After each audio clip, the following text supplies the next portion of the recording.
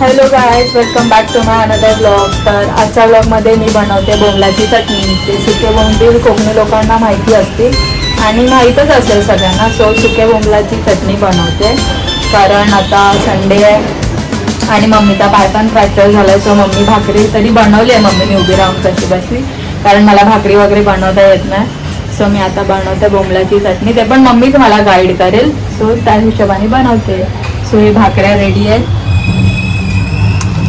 आता बोंबील भाजून झाले. आता बाकीचं चॉपिंग वगैरे करून बनवेल आणि मला मम्मीच गाईड करणार आहे बोंबलाची चटणी बनवायला.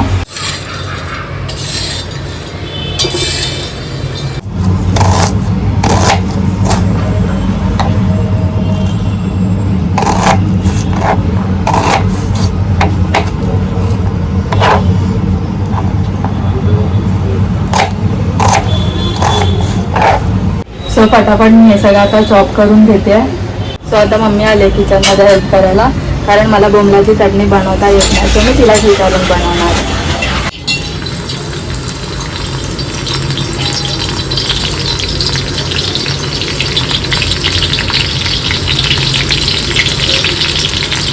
सो फर्स्ट स्टेप आहे लसूण.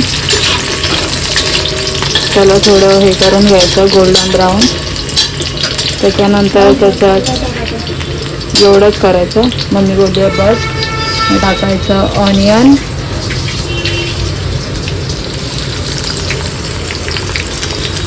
आणि हे सगळं मीडियम टू हाय या हीटवरती फ्राय करून घ्यायचं. बिचारी माझी मम्मी, पायाला तिच्या फ्रॅक्चर आहे तरी कामं करायला लागत आहेत. तर आता कांदापासून झाल्यावरती ह्याच्यात टाकणार आहे टोमॅटो. मम्मी बाजूलाच उभी आहे. ते बारीक होते तोपर्यंत त्याच्यात बोंबील टाकायचे, कारण बोंबील शिजेपर्यंत अजून ते शिजून जातात. सो हे शिजते तोपर्यंत मम्मीने मला मसाल्याचा अंदाज सांगितला. तर आम्ही हा घरात मसाला बनवतो. हा आणि चिकनचा मसाला आमचा होममेड असतो, जो मम्मी गावी जाऊन बनवून येते. तर त्या मच्छीच्या मसाल्याचे 2 चमच घेतले आणि थोडी हळद घेतली. तो टाकल्यानंतर त्याला मिक्स करून मग लाल तिखट लागलं तरच टाकणार, कारण ह्याच्यात ऑलरेडी असतं. हे मसाले टाकून घेते. सुका बोंबील रेसिपी ऑफ माय मम्मी. मला मस्त मिक्स करून घ्यायचं. थोडं पाणी ॲड करायचं आणि मिक्स करते. फक्त पाणी बाजूला घेते. तुम्हाला बॅकग्राऊंडमध्ये मम्मीचा आवाज येतच असेल. सो तीच मला गाईड करते, कारण मी ही गोष्टी कधी घरी बनवले नाही. मोस्टली मी घरी काहीच बनवत नाही. फक्त जेव्हा मला व्हिडिओ बनवायचा असेल किंवा मला काहीतरी चमचमीत खायचं असेल तेव्हाच मी किचनमध्ये येते. नीट मिक्स करून झालं.